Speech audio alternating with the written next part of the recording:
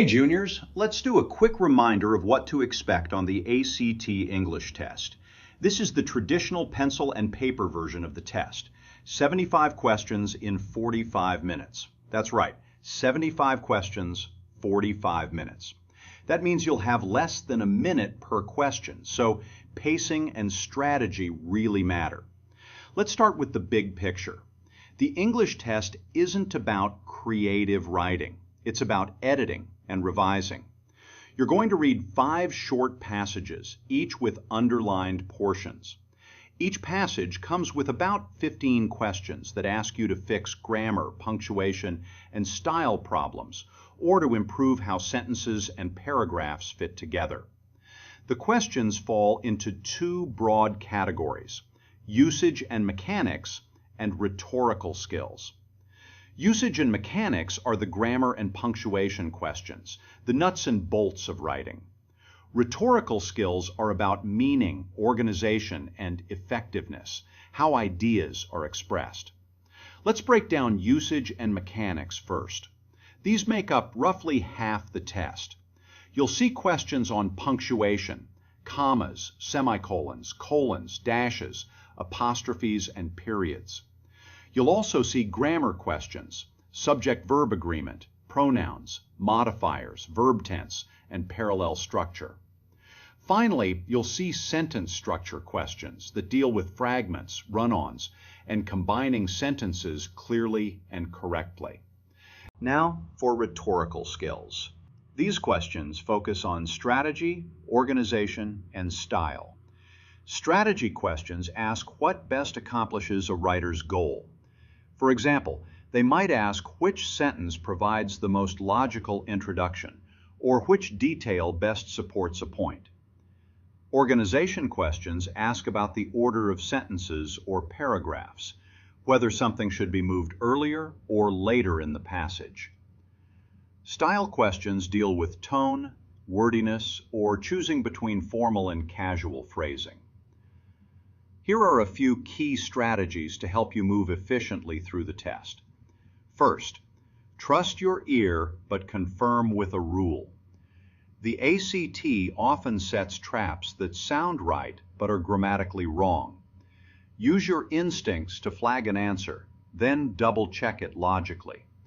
For instance, if a sentence sounds too wordy or confusing, there's almost always a cleaner option. Second, use process of elimination. Cross out any choices that clearly break grammar rules or change the meaning of the sentence. Often, 2 options will be wrong for mechanical reasons. One will be too wordy, and the simplest one will be right. The shortest answer that's grammatically correct is often the best one. Third, when in doubt, choose clarity and conciseness. The ACT rewards clear, direct writing. If an option adds unnecessary words or phrases, it's probably wrong. Because is almost always better than due to the fact that. Now is better than at this point in time. Fourth, watch for context. Don't just fix the underlined part in isolation. Read the whole sentence, even the sentence before and after if needed. Some answers depend on what comes next, especially questions about transitions or paragraph order. Fifth, manage your time.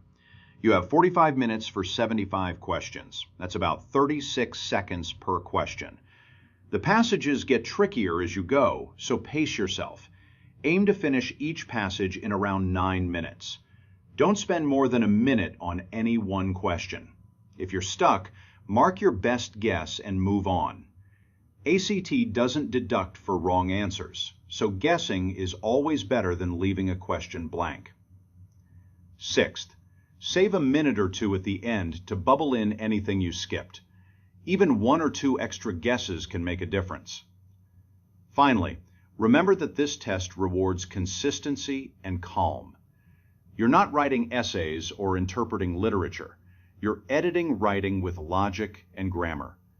The best mindset is focused but relaxed.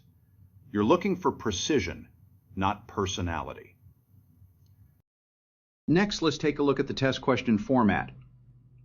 If you've never taken any sort of ACT test, the format may be new, but it is easy to understand. A passage will be provided from a fiction or nonfiction piece of writing. Portions of the text will be underlined, and the question numbers will appear below. In the example you see on your screen, question number 22 corresponds with everything between the word diplomacy and does, and it includes the punctuation and spacing as well. Question 23 corresponds with the word its. Take note that each question alternates between answer choices F, G, H, J, and A, B, C, D to make it easier for you to bubble in the correct answer to the correct question on your answer sheet. Now let's put our learning to the test. The passage above has 4 questions, so let's work through each one starting with question 17, which asks about the word because. On many ACT English test questions, the first answer choice is no change. You would select this if no change is needed to fix or improve the text that appears in the passage. Take a moment to study the question and the passage to determine which of the 4 answer choices is best. Then answer question 17 to the right. The correct answer is B, though. So the sentence with the correct answer would read as follows. Dr. Cheng became intrigued by the fact that though insects are the Earth's most abundant and diverse organisms, they are virtually absent from and non-existent in the world's largest habitat, the ocean. In order to answer this question correctly, you have to understand that the sentence is comparing the abundance of insects on the Earth, of which there are many, versus the abundance of insects in the ocean, of which there are virtually none. Words such as because and since are used to show cause and effect, whereas a word such as though or although shows comparison and contrast, in this case contrasting insects on land versus the ocean.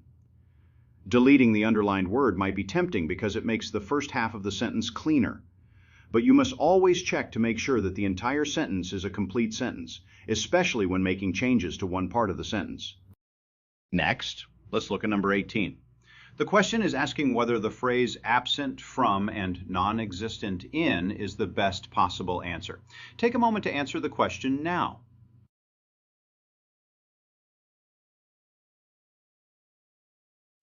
The correct answer is G, because it is the most efficient. Note that the closer you look at the answer choices, the more you realize that all answer choices are grammatically correct.